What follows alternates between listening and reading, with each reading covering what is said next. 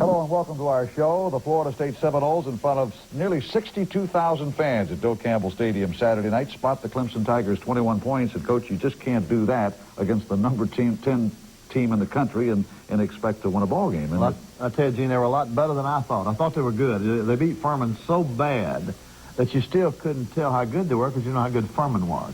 But after we lined up against them in a couple of series, you could tell those were good footballers. They had great speed. And then their offense was so much more devastating than I thought it would be. Every time they would get us down, and then we would come back, and then they'd get us back down. And neither team would quit. I thought at the end we might have been stronger, but we got so far behind early, we could not. We just couldn't do enough good things to get back in the game. And Clemson prevailed in that ball game and handed the Seminoles a home loss at Bill Campbell Stadium. We'll have the highlights of both halves and a great moment in Florida State football with Burt Reynolds coming up. So please stay with us. Television audience watching as well, and Florida State took on the 10th-ranked Clemson Tigers. Beautiful night. We win the toss. We look for second. We take the second half option. Richie Andrews kicks the football off. They make another good return and set the tone of the game again. Making the tackle there is a freshman, Terrell Buckley, who I thought played a heck of a football game for us. They come out there and fire the football. Dedrick Dodge, 28, makes the tackle. Johnny White's there from Tifton, Georgia. In on the tackle. There's Kevin Grant from Ocala, Florida, in on the tackle. Good hit there by Dedrick Dodge. Number 6, Leroy Butler. They got momentum, though. Now, they came out an unbalanced line and a lot of stuff we have not seen and really kept us confused, but they're beating us off the ball. They're hungry. They're a hungry football team. They came in our stadium and just knocked the heck out of us. Terry Allen's one of the all-time great running backs at Clemson. He's still got another year after this one. He'll break all the records. He sure will. He was, of course, didn't play last week. And so now they take a 7-0 lead. Now we come back, but you can see they really come to play. They took the fight to us early. We got better and better. They leveled off some, but they had so many points we couldn't. There's a draw play. There's Edgar Bennett. I thought Edgar Bennett ran the ball well. I thought Paul Moore at fullback ran the ball well. Well, there's John Brown from DeLand, Florida there blocking, Bennett running, and Mike Marsh in the football game in that guard, Mike Hanks in that center. A great kick by Charlie Ward. I think it had a 50-yard punt, and a real good tackle. Who was it got down under that punt? I couldn't see his number. But you can see Odell Hagen's number 53. And we try to block the punt. We can't get. Now watch your Terrell Buckley here. This is a freshman. Watch him. I tell you, I believe he's going to be excited, isn't he? Look at him. Even his fumbles come back to him. Like a guy walking his dog. Come back, puppy. And, boy, we're having a hard time here to get started. It took us a while, to find out what they were doing. We have to punt again. And Charlie Ward punted. Wasn't as good, but our coverage was excellent. Number 2, that's Ross, from Jacksonville, Florida. Boy, look at him go. Number 15, Bill Reagans makes a tackle. There, Shelton Thompson from Lakeland, Florida, in on the tackle. But what's this good pass there? We just missed the ball there. Another good tackle. Leroy Butler made a lot of tackles. I tell you, he saved us a lot of touchdowns. I don't know how many he made, although he had a rough time there. But look at 20, is that Dodge, number 28, hustling? We slow them down, but they come in and they score a touchdown on the next play. We made them earn everything, but, boy, they did a great job there. And so now they got a 14-0 lead, And every time we'd come back, Gene, they'd get another quick one. And, in fact, I think we throw an interception right here, don't we? I think we throw an interception. We start moving the ball on the Clemson defense. Yeah. See, we're beginning to move things now, but I think we throw an interception right on the next play. Boy, there's Lawrence Dawson from Dothan, Alabama. Boy, he played well. How many passes he catch? 7. He caught 7 passes, did a great job. Now here's Edgar Bennett, I believe, running the draw play. He keeps fighting for yards. Reggie Johnson there from his interception. They just, golly, that hurt. Now that hurt. There's old Kevin Mancini chasing down there, hustling. Our kids hustle. As I look at, after the game's over, you want to get mad at somebody. You want to blame somebody. You want to find a fault. But yet you look at the way our kids keep fighting and keep hustling. There might be several individuals that have let down some, But most of all of them, they're fighting like mad. We played an outstanding football team. And, of course, folks, we got some more outstanding football teams we got to play. But I tell you, I was really impressed with Clemson. I knew they were good, but, gee, I couldn't tell how good because of the way they beat Furman. I couldn't tell how good Furman was. But, boy, Peter Tom's getting warmed up now. There's that Dawsey guy again, making another fine catch out there. He's fighting for yardage. Our boys kept fighting. Our boys, now here's the Rooski. We put a little Rooski in this week. That's Haywood Haynes from Barstow, Florida. I don't know why in the world he'd try to run over a guy in the open field, except he don't ever carry the ball, you know. Well, look at Peter Tom. He made some real good plays. And look at Edgar Bennett. Edgar Bennett did a good job there.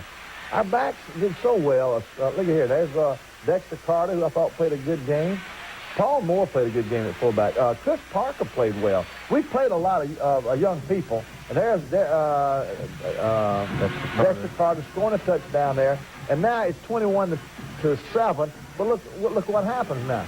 So we begin to get momentum. But look at here. Look here. They come get it back in one play. One play. Now you can take that play out of there and take an intercepted pass. And, you know, we might win the doggone ball game. Boy, Butler's really hustling. See the kids hustling? I hate to get after them because they're hustling. You know, it's got to be a breakdown in technique, or we got somebody playing out of position. And we'll have to study that thing. And now then, it's 28-7. And we've had an interception there and a 75-yard run, and that ends up the difference in the football game. Other than that, Gene, our statistics were pretty much even. We had 25 first downs, so they're 19, I believe. Yep. Our time of possession, we had it more than they did. But they made big plays and it beat us. So at the half, we're down by 18 points. And our kids keep scrapping and keep coming back, and I'm proud of them at that point, although I gave them a pretty good talking to at the half. I would imagine you did, but at halftime, as the team ran on to, back to the locker room, it looked like they had some spring in their legs and started heading to the locker room and waiting for the third quarter. We have an interesting second half of highlights coming up, and in between now and then a great ranked third, and this was a time when the team is going to have to show some character, and I think this is when the team not only showed character, but it was interesting to watch the CBS guys, their reaction in the booth when it was obvious that Bobby had really prepared our team for that ball game. And I think that's the proudest I've ever been of a Florida State team, not only because the way they played Clemson, but what happened, it was the beginning of the rest of the year. In other words, they weren't going to allow Miami to dictate how the season was going to be. And they didn't. But, you know, Bert, starting that ball game, Florida State had a rough go of it. Right off the bat, Danny Ford comes out with a little bit of razzle-dazzle halfback pass. Chip Davis to Gary Cooper, 61 yards for a touchdown, and Florida State is behind the weather again. And I know that a lot of people are thinking, oh, my goodness, Florida State's off to another bad start. But Chip Ferguson answers the bell well. And he comes back with a 45-yard touchdown pass to Dexter Flash Carter, and they knotted up 7-7. But Clemson goes 99 yards in 17 plays after that in the second quarter, and they take a 14-7 halftime lead. And Florida State is behind the 8 ball, and a lot of people are still wondering, Bert. Well, they're behind, but they look good. I mean, they did look good, and they looked. I was impressed with the special teams all day, and when they come back to the second half, the special teams. Neon Dion really ignites them. He certainly did that because early in the third quarter, when Florida State needed something to happen, Deion Sanders answered with a 76-yard touchdown return to make it 14-14. And Bert, I'll tell you what, he pointed for that touchdown. He let the Clemson bench know he's going to get that touchdown. He headed straight upfield and got it in the end zone. Not since William Bendix pointed over the field and hit it out. Of course, that ball game stays knotted at 14-14. Going into the fourth quarter, and with 8:27 left to go in the ball game, Dane Williams comes off tackle again with a big blast, and Florida State takes its first lead at that time. But Clemson comes back shortly thereafter with 2:32 to go, and they tie the score. And then Bert, and then the big one. Then the big one. They line up for a punt, and everybody figured that FSU had to go ahead and kick and try like heck to get the ball back. But way down deep inside, knowing Bobby Bowden as well as we do, we thought something was coming up. But never, ever in our life did we. I never heard of the Punarooski. It's now become the jargon that's thrown around a lot. Leroy Butler took off down that left sideline. Granted, he didn't score, but he put us in great position for Richie Andrews to come in and kick a 19-yard field goal to win 24-21, and Florida State had their gut check and set their season record upwards to the Sugar Bowl. The Punarooski, when we play Clemson this year, it'll be real interesting to see what happens when we line up the punt. Probably there'll be 11 men about 35 yards deep. Florida State, big win over Clemson, 24-21. Because your team came out in that third quarter and really dominated play. Well, we came out and took the ball and drove for touchdown. Everybody blocked better, played better, we caught better. Kids made big plays. They worked hard. There's Mike Morris down there blocking in front of the ball carrier. Talk about it. Here's Ronnie Lewis on a real fine catch and a run, and there's 83 Dave Roberts down there blocking. Our kids really got to work here. Edgar Bennett played. Again, there's just some little things I've got to fault, Gene. That's why I don't want the boys to lose their confidence. There's Edgar blocking well, 67. Mancini blocking in there. Mike Tanks in there, number 68. John Brown, number 50 at tackle. Nick Economou played a lot at offensive tackle. There's Terry Anthony making a catch there. Peter Tom, number 4, keeps working. Here comes Ronnie Lewis on the reverse. We ran run reverse, and what a fine block there by Haywood Haynes. And look at Mike Martin. No, that's Mike Tanks down there blocking. Watch here. A real fine block by Haywood, who does not clip him. He picks up another Mike Morris down here blocking, and there's little Tanks blocking. And there was a lot of encouraging things. Now, it's just a matter of we got to get it. And Paul Moore played well. He had a fumble that really hurt, but it was a fumble because he was trying so hard. And how can you fault him? You can't hardly fault a man that. He's young. He's going to make mistakes. Here's a kid that killed us, so that Allen there. What a runner he was.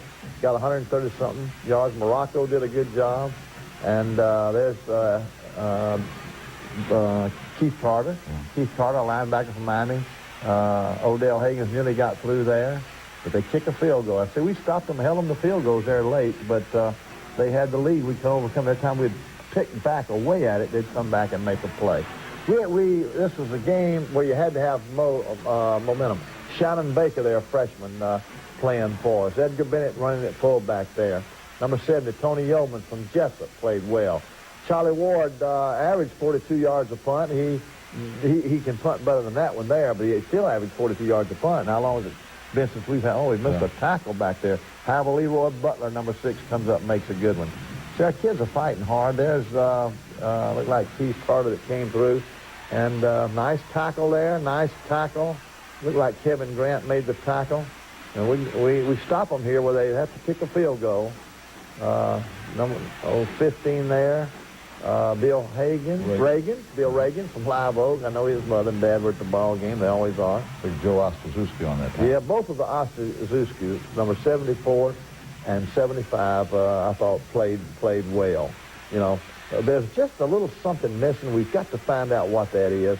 Now, Casey Weldon goes in the ball game, and I told Casey, I said, Casey, I don't go in there and make something happen. I don't care what you do, but make something happen. Watch him scramble here. He does make something happen. And he gives you a little mobility. He and Charlie Ward gives you some mobility in there at quarterback. We got some other quarterbacks that can sit in the pocket and throw just as well. But see Casey? See Casey moving around? Yeah. And look at this play here now. Very, very good play there. Chris Parker played better. We played him a lot. We played Paul Moore and Chris Parker a lot, you know, instead of Dexter all the way and Edgar Bennett. And all of them just did well. I'm very, very pleased with them. Again, now we're within 11. But it's yeah. Now like I'm saying, I'm talking about like we got 2 days left. And 11 the game was about over. That 11 was pretty big, wasn't it? 11 was Casey Weldon's number there. It looked like there was Randy Orvitz was working on his shoulder there. Take out the interception for touchdown. Take out that 75-yard run they make for touchdown, and you got a pretty good ball game. Final score, Clemson 34, Florida State 23. We look ahead.